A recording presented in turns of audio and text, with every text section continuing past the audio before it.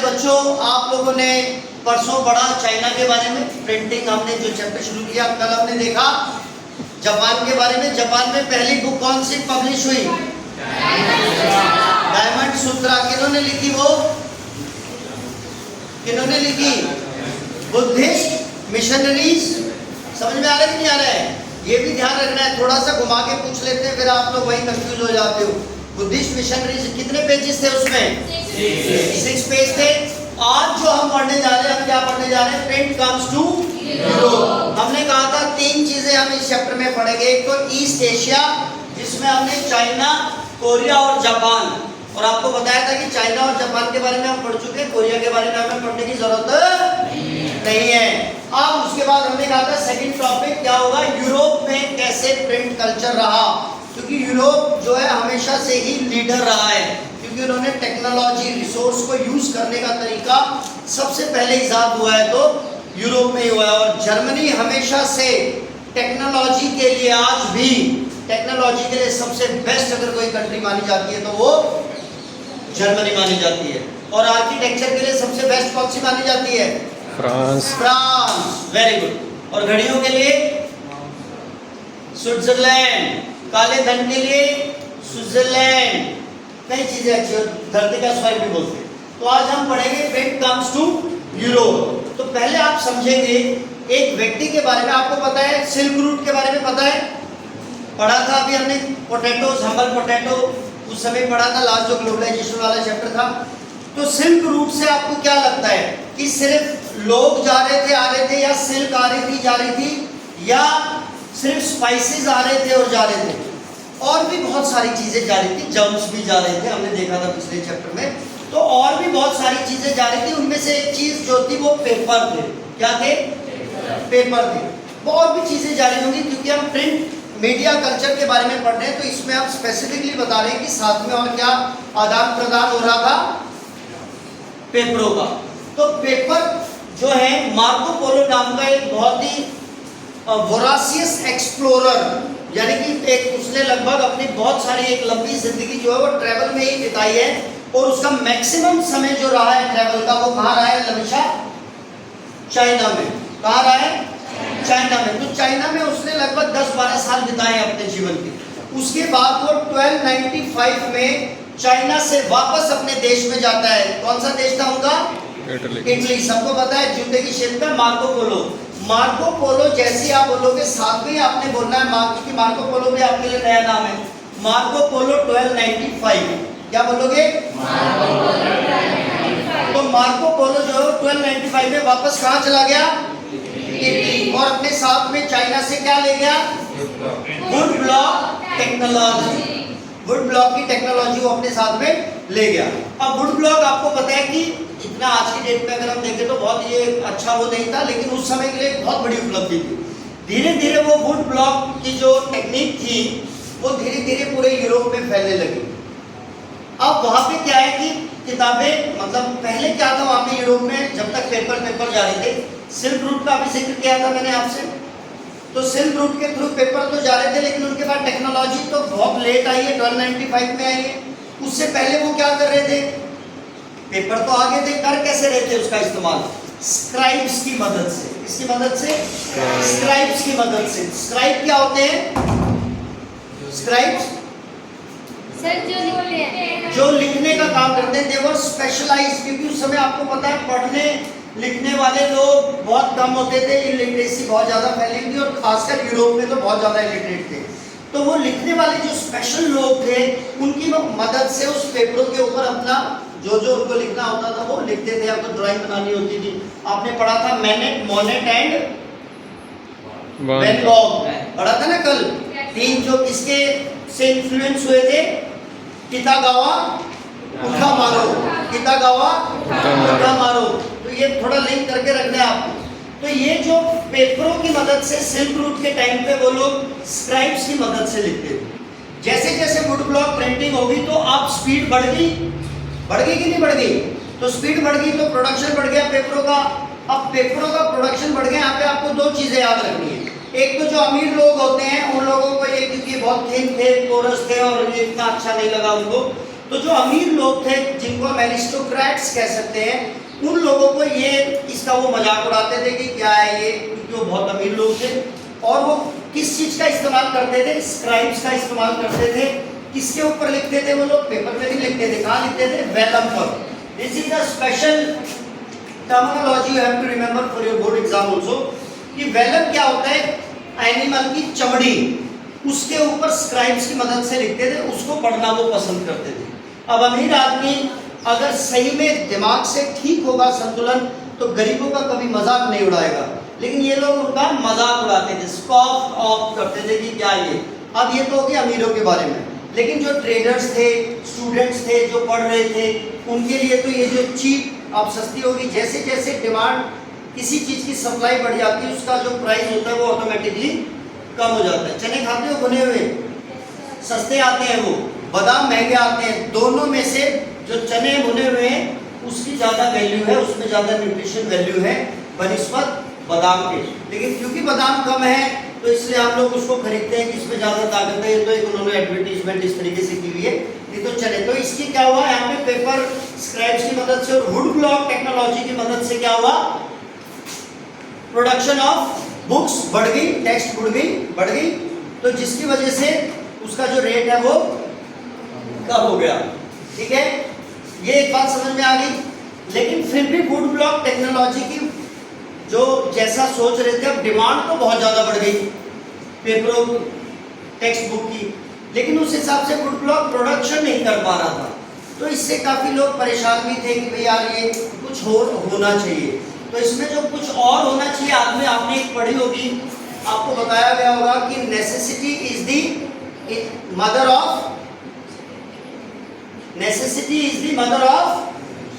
Invention. नहीं पढ़ा? जब भी जरूरत पड़ती है तो हम उसकी इन्वेंशन कर लेते हैं।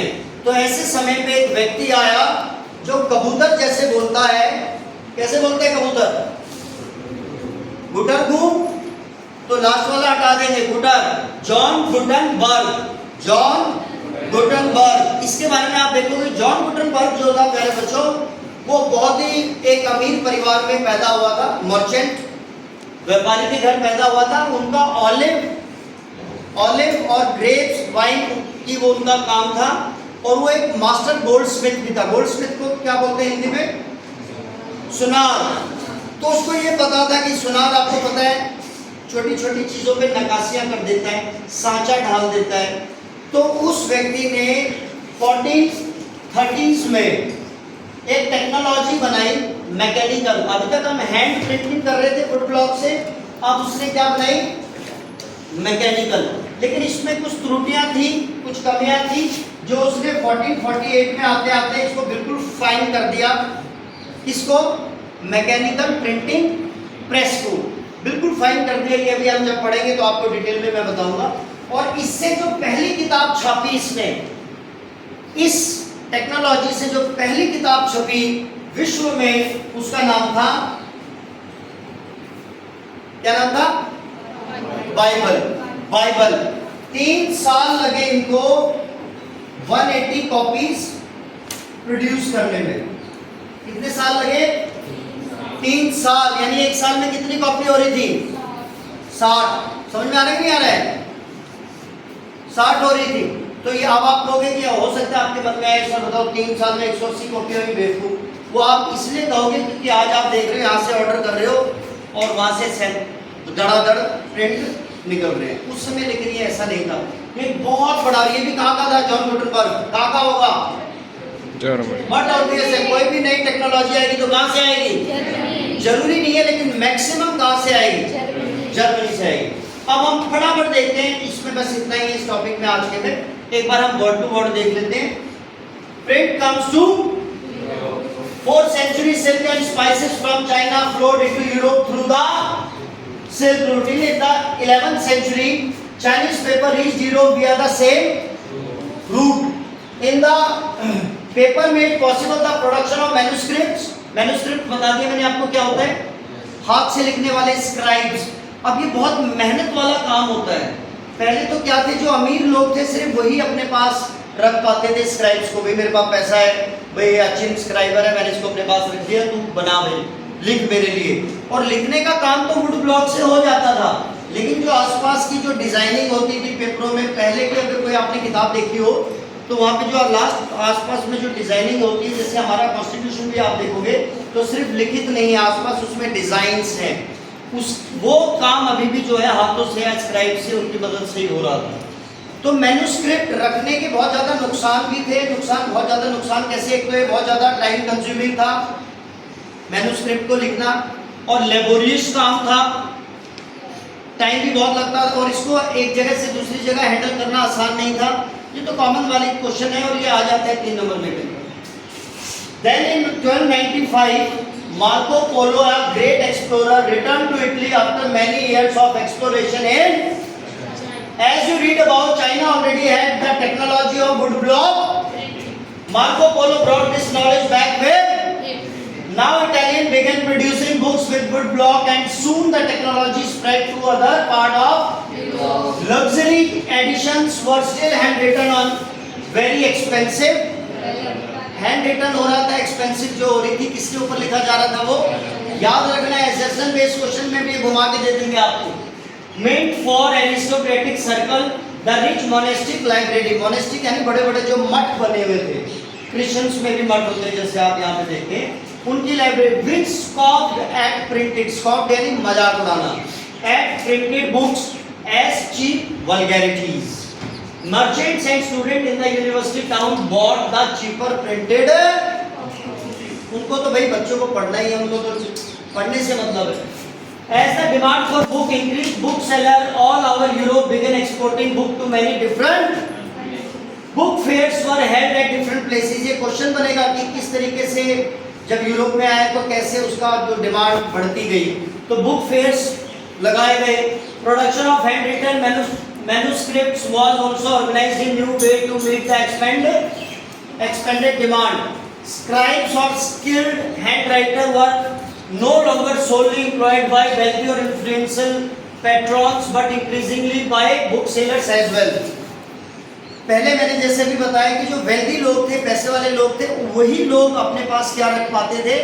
स्क्राइब्स, अपने जीवन के बारे में लिखवाना। और राजा महाराजा आप देखते आ रहे हो, more than 50 scribes often worked for one bookseller। पर अब समय ऐसा आ गया वुड ब्लॉक प्रिंटिंग की वजह से कि अब उनको साथ में और भी, क्योंकि डिमांड पूरी नहीं हो रही थी, लोगों को चाहिए था ज़्यादा, लेकिन वुड ब्लॉक टेक्नोलॉजी से ज़्यादा नहीं हो पा रहा था, तो उनको स्क्राइब्स रखने पड़ रहे थे। एक बुक सेलर के पास कम से कम 50 स्क्राइबर्स होते थे। तो कई जो बड़ी होती होंगी उनके पास ज़्यादा भी होते होंगे, और इनको पैसा देखो ना कितना देना पड़ता हो। But the production of handwritten manuscript could not satisfy the ever-increasing demand for copying was an expensive, महंगा काम था ये, laborious था और time consuming business था। manuscript से जो scribes लिखवाते हैं, manuscript were fragile, fragile मतलब नाजुक। He is very fragile, Meena is very fragile, Harpreet is very fragile। समझ में आ रहा है कि नहीं आ रहा है? समझ में आ रहा है? मैं ज़्यादा तेज तो नहीं चल रहा, पहले समझा दिया था मैंने आपको, ये दोबारा से मैं बोल रहा हूँ, तो फिर भी कोई क्वेश्चन रह जाए तो आप पूछिए। With the growing demand for books, wood block printing gradually become more and more popular. By the early 15th century, wood blocks were being widely used in Europe to print textile, playing card and religious picture with simple brief text। हमारे यहाँ पे भी भारत माता की image किसने बनाई थी सबसे पहले? बंकिम चंद्र चट्टोपाध्याय। और फेमस किसकी हुई? अबेंद्रनाथ, आभानेंद्रनाथ। आभा एक गुड़िया थी हमारे यहाँ पे 12th में, लंबी सी, जानते होगे आप, लविशा जानते हो? आभा दीदी को कोई नहीं जानता, वो एकदम लंबी सी थी, आपकी बहन के साथ होगी शायद, वो आपकी नहीं तो कौन थी, सपना, उसकी बहन के साथ होगी, यही रहते हैं वो टाइप 3 में, इधर बोले में। There was a clearly a great need for ever quicker and cheaper reproduction of text। बहुत ज़्यादा डिमांड बढ़ गई थी, और भी ज़्यादा हमें चाहिए, क्योंकि लोग धीरे धीरे, क्योंकि किताब आने लगी तो उनकी जो लिटरेसी रेट धीरे धीरे बढ़ने लगी। This could only be with the invention of a new printer। अब देखो मैंने क्या बोला था, necessity is the mother of invention। तो अब उनकी डिमांड बढ़ रही है। The breakthrough, कहाँ पे breakthrough आया? At Strasbourg. स्ट्रासबर्ग कहाँ है? जर्मनी।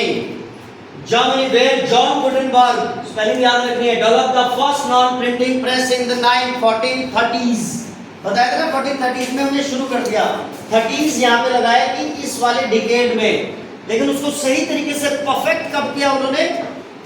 1448 में। डेट्स अभी हम याद कर लेंगे, क्रोनोलॉजी में आपको कोई दिक्कत नहीं आएगी। आप गुटेनबर्ग, ये बस छोटा सा टॉपिक है हमारा, उसके बाद हम आज की वीडियो ये खत्म करेंगे। ये आप इमेज देख लो, कौन है ये? John Gutenberg. ये आपको ये पेपर में एग्जाम में दिया जा सकता है, हुज इमेज इज दिस। हमने इमेजेस की भी एक सीरीज करनी है, उसको भी हम देखेंगे। Gutenberg was the son of a merchant, इसको अलग से क्वेश्चन बना लेना, and grew up on a large agriculture. From his childhood he had seen wine and olive. Wine पता है ना क्या होता है? पता ही होगा। And olive presses. Subsequently he learned the art of polishing stones, become a master, and also acquired the expertise to create lead molds. Molds किसको बोलते हैं? सांचा। Very good. Molds used for making trinkets. Trinkets क्या होता है? Anybody? Trinkets girls को तो पता होना चाहिए। सस्ते सस्ते आभूषण जो खरीदते हैं, एक तो गोल्ड और डायमंड और सिल्वर हो तो अलग बात हो गई, सस्ते नहीं होते। जब हम जाते हैं किसी दुकान पे, वहाँ छोटे छोटे कुछ इतने डिजाइन के बने होते हैं, सस्ते कानों के, नाक के, गले के। ट्रिंकेट्स उसको बोलते हैं, श्रृंगार का सामान, सस्ता सस्ता और अच्छा जिसमें डिजाइन हो। क्या वर्ड है? ट्रिंकेट्स। ड्राइंग ऑन दिस नॉलेज, अब उसके पास ये नॉलेज तो थी। Gutenberg adapted existing technology to design his innovation. The olive press provided the model for the printing press, and molds were used for casting the metal type for the letters of the alphabet. अब 26 के 26 alphabet उसने चिपका दिए थे। अब यहाँ पे देखो, मैं अभी समझाऊंगा आपको। In fact, printed books at first closely resemble the written manuscript in appearance, and जब इसके थ्रू बनाया गया तो उसमें कोई खास फर्क नहीं दिखा। द मेटल लेटर्स इमिटेटेड यानी कॉपी करना, imitated the ornamental handwritten styles. Borders were illustrated by hand with foliage. ये वाली टेक्नोलॉजी आने के बाद भी अभी भी जो साइड के पेपर जो लगाए जा रहे थे, उसमें जो डिजाइनिंग करनी थी, फॉलिएज क्या होता है? फॉलिएज का मतलब जो वहाँ पे जो पैटर्न जो हम डाल रहे हैं, जो डिजाइन डाल रहे हैं, उसको ये वर्ड यूज किया गया, फॉलिएज। ये अभी भी लोग स्क्राइब्स के थ्रू करा रहे हैं। एंड इलस्ट्रेशन, इलस्ट्रेशन का मतलब वैसे तो उदाहरण होता है, यहाँ पे इलस्ट्रेशन का क्या मतलब है? मैंने पहले बताया था, इमेजेस, पिक्चर्स। यहाँ पे हर जगह पिक्चर या इमेज वर्ड यूज नहीं कर रहे हैं, क्या वर्ड यूज कर रहे हैं? Illustrations were painted in the book printed for the rich. Space for decoration was kept blank on the printed page. जो अमीर घरों के लिए था, प्रिंट तो हो रहा था जॉन गुटेनबर्ग की उससे, लेकिन साइड में जगह छोड़ी जाती थी उनके लिए, ताकि उनके ऊपर फिर वो लोग हायर करके उनसे डिजाइन वगैरह करवा सके। Each purchaser could choose the design and decide on the painting school that would do the illustration. अब टेक्स्ट तो सेम है, मैंने कुंदन को हायर किया, ये अलग तरीके की चीजें बना रहा है, अचिन अलग तरीके की बना रहे हैं, तो आपकी चॉइस है कि आपको किससे वो बनवाना है। इन द 100 years, अब ये आप जरूर सुन लो, फ्रॉम 1450 से लेकर 1550 printing presses were set up in most countries of Europe. भाई प्रिंटिंग प्रेस क्योंकि अब यार टेक्नोलॉजी अभी आई है, जर्मनी से शुरू हुए, पूरे यूरोप में वो फैल गई, ज्यादा हो गई है, वो टेक्नोलॉजी से और बनाते गए।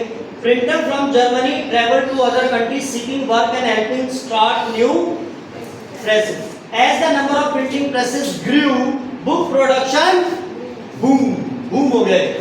The second half of the 15th century, 15th century का second half, chronology जब आप बनाओगे तो उसमें आपको ये समझ में आ जाएगा, मैंने बनाई भी है।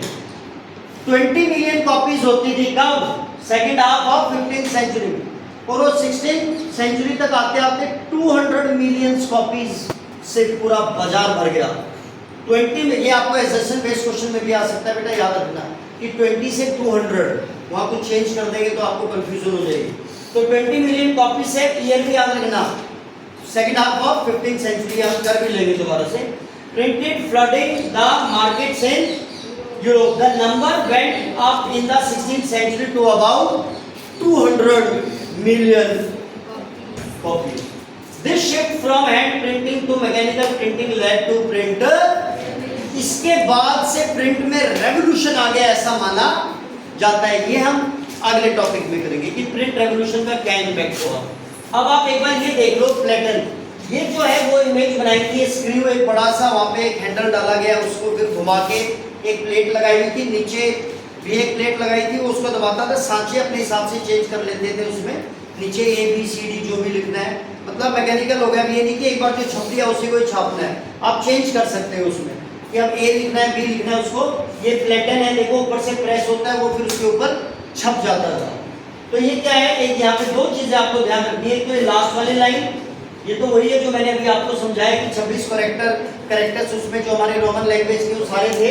लास्ट वाली लाइन देखो इसमें कहाँ है, the Gutenberg press could print 250 sheets on one side per hour. ये 1 मार्क का क्वेश्चन आपको स्पेशल लिखना है।